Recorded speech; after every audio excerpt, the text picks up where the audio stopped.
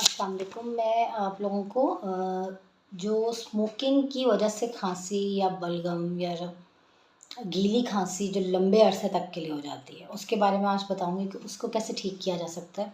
सबसे पहले तो हमें किसी भी खांसी जो कि लंबे अरसे के लिए चल रही है, 2 हफ्ते से ज़्यादा हो गई है, क्योंकि वायरल जो भी है वो 7 डेज़, 6 to 7 डेज़ और मैक्सिमम 10 डेज़।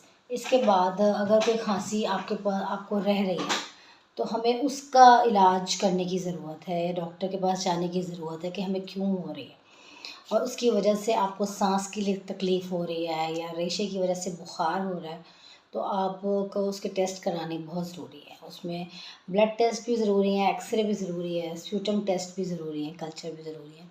और इन सब के बाद जो सबसे इम्पोर्टेंट है वो ये कि आप इसको ठीक करना बहुत ज़रूरी है, क्योंकि इसकी वजह से आपको सांस की तकलीफ़ होगी और सांस की तकलीफ़ की वजह से आपको दिल की तकलीफ़ होगी, फेफड़ों की तकलीफ़ होगी और सारे अज़ा ख़राब हो जाना शुरू हो जाएंगे और काम पे भी नहीं जा सकेंगे और बहुत सारे मसले मसाइल ज़िंदगी में दरपेश होंगे। तो इस खांसी को हटाने के लिए आम लोग यूजुअली खांसी का शरबत पी लेते हैं कि भाई खांसी ठीक हो जाए। अगर वो वायरल होती है तो वो यूजुअली बेटर ऑफ हो भी जाती है, लेकिन ज़्यादातर वायरल्स भी बैक्टीरियल की शक्ल ले लेते हैं। ख़ास तौर पे पाकिस्तान में अगर कोई खांसी है तो वो अगर 2 हफ्ते से ज़्यादा है तो हमें ट्यूबरक्लोसिस या टीबी को ज़रूर उसकी तशख़ीस करनी है।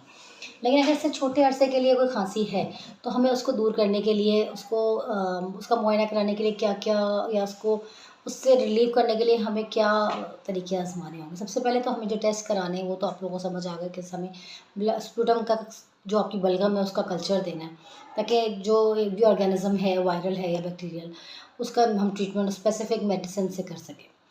दूसरा, जो स्प्यूटम कल्चर हो जाए उसके बाद आपने एक्सरे देना है, चेस्ट एक्सरे, और आपने एक ब्लड कल्चर ले लेना है अगर फीवर है, ठीक है। सीबीसी करा लेना है ताकि आपको पता लग जाए कि आपका एचबीओ नहीं गिरा।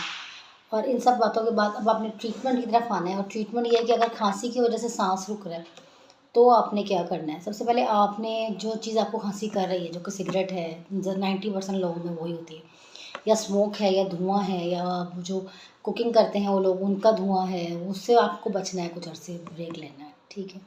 और अगर आपको उन चीज़ों से ब्रेक नहीं मिलता तो आपने मास्क वेयर करना है, ताकि आपको डबल मास्क वेयर करें उस काम के दौरान, ताकि आपको ये इश्यूज़ ना हो। उस हवा में, घर की हवा में आपको ह्यूमिडिफायर लगाना बहुत ज़रूरी है।